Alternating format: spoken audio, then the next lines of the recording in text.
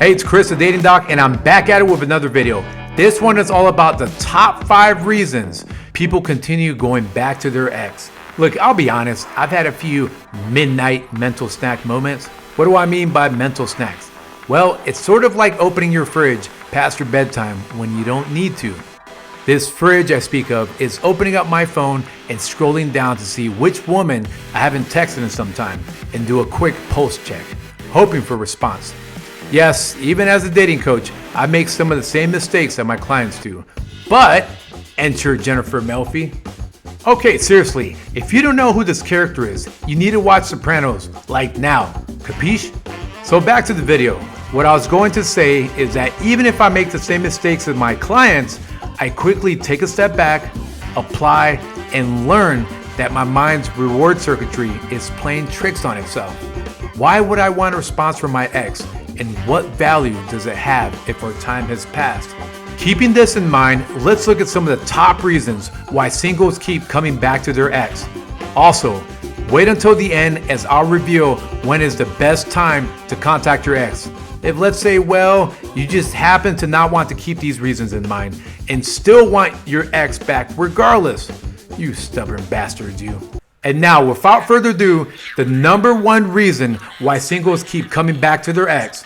You seek safety and familiarity. Yes, it seems like possibly an obvious one for some singles, but you fear going back to the dating scene and having to face the unknown of left and right swipes, being vulnerable, and risking future heartbreak. The irony of this is that you have to remember there is a reason this person is no longer in your life. This person who was once your partner has either decided to move on regardless who initiated the breakup. Keep in mind how self-serving that late night text may come off to the other person. And the number 2 reason is something feels unresolved. Yes, it's sort of like that last episode of your favorite Netflix series. You're left with a cliffhanger that continuously fuels your brain, feeds doubt, and a hunger to find a finite resolution.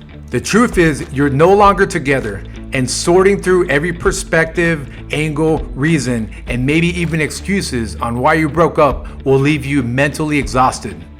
It's what I call logical overdrive, due to the fact that you often forget that intuitive emotions also play a part in the breakup, yet you go on an almost 48-hour investigation trying to solve the murder of your relationship. Don't do it. The 3rd reason why singles get back with their ex is deep-seated attachment issues. This might be close to number 1 in that you try to go back to what seems familiar, but more of a troublesome reason that goes back to your childhood. Whether you like to admit or not, you actually enjoy the rush of pain, conflict, anger, and fighting due to being raised that way as a child, or witnessing fighting between parents or other family members. You may even be more threatened by what you deem normal or quote-unquote boring men or women, and continue the vicious cycle of supplementing your insecure attachment mindset. Contact me below and book a free consultation if you're interested in learning what your attachment style might be. The 4th reason is family or friends. Coming from a Puerto Rican culture, moms sometimes get too involved in our relationships. Everything from talking to the other mom or demanding we retrieve the 5 plastic bowl containers our ex now owns. Family has an influence on our relationships. Maybe you met through mutual friends and you don't want to splinter your social group. For example, you met in said group setting. This happens to be the first external factor for why someone tries to get back with their ex. The best thing to do is sit down with your friends and fully explain the social pressure you feel, whether feelings of disappointment or embarrassment, and that you need their support during this transition. The same can be said for family members. Those that practice healthy communication will know that your happiness means more than future grandkids. The 5th and final reason, but stay tuned, is money. Yes, the good old moolah can be another external factor for sticking around. Your new boyfriend is taking you to KFC. Meanwhile, your ex took you to this place. Okay, I kid. But bottom line, there was a sense of almost financial respect that you had for your ex, and your brain is telling you that you'll even make excuses for the fighting and disagreements, as long as your ex can also keep taking you places like this. The important thing to keep in mind is that money can come and go.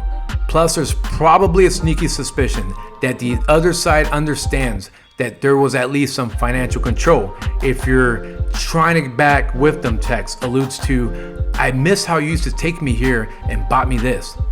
Your self-respect, dignity, and expectations in a healthy relationship should go beyond a bank account. Now, we've got a bonus. This is a question that many clients ask me from time to time on when they should contact their ex. First off, keep in mind to go no contact right after you both decided to go your own ways. Also keep in mind that dating is like smartphone software. There's updates and things change almost every year, if not months. The old answer to when you should contact your ex after no contact was 30 days. However, in this increasingly flighty and fake world, I recommend no longer than 3 weeks. Why the change, you ask? We have become increasingly attention deficit. Plus, there's plethora of dating related distractions, to include dating apps and social media. Before you let mental receptors reset, aka they're forgetting about you vibes, hit them with a text so they know you're thinking about you. So are you wondering, well, what do I say to them, Dating Doc? Well, consider booking a date coaching session and I'll gladly go through some tested and effective ways to get back into positive conversations with your ex and possibly even schedule a comeback date. Who knows? Maybe you can get back to going to some of your favorite restaurants. I hope you like this list and this video. There's plenty of work that goes on behind the scenes to include scripting, editing, etc. So don't forget to like and subscribe. It really goes a long way to keeping me motivated as I build this YouTube channel. This is Chris, the Dating Doc, signing out. Peace.